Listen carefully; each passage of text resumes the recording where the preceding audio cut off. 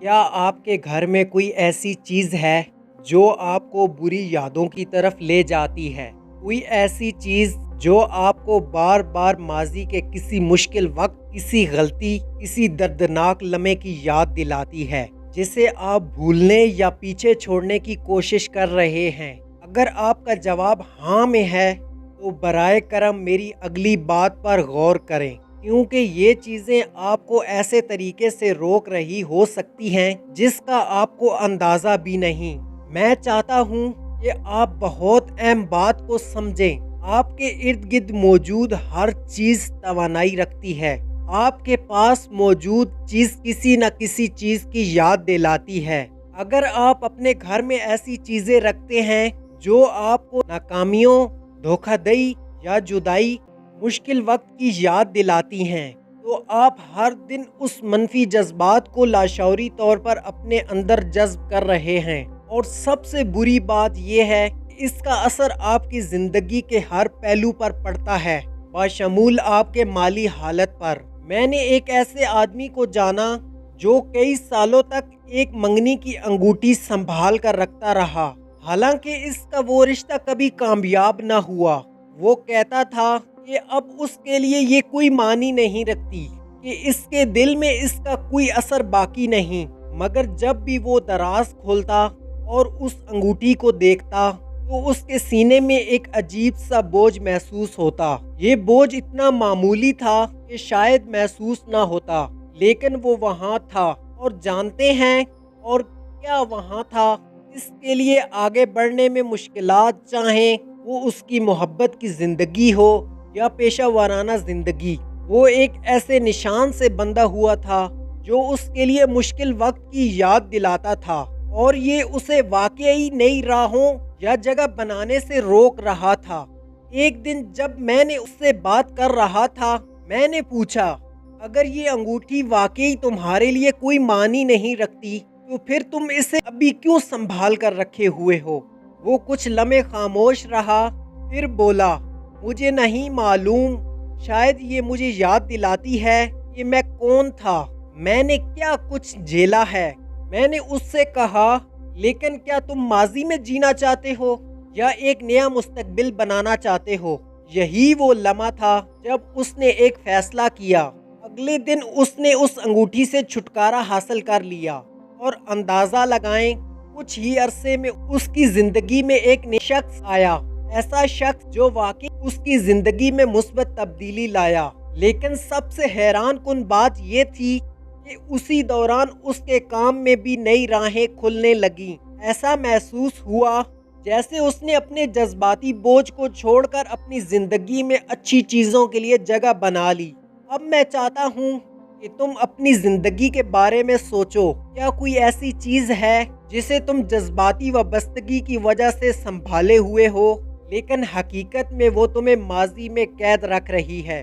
یہ کوئی تصویر ہو سکتی ہے، ایک خط، کسی ایسے شخص کا دیا ہوا تحفہ، یا تمہیں جس نے تکلیف دی ہو، کوئی ایسی چیز کسی مشکل وقت کی یاد دلاتی ہو۔ میں چاہتا ہوں کہ تم سمجھو کہ اگر ان چیزوں کو اپنے پاس رکھو گے تو تم کائنات کو یہ پیغام بھیج رہے ہو، تم ابھی بھی اس توانائی سے بندھے ہوئے ہو۔ اگر تم اپنی تکلیف کی نشانیوں کو سنبھالے رکھو گے تو تم کیسے امید کر سکتے ہو کہ تمہاری زندگی میں خوشحالی اور ترقی آئے؟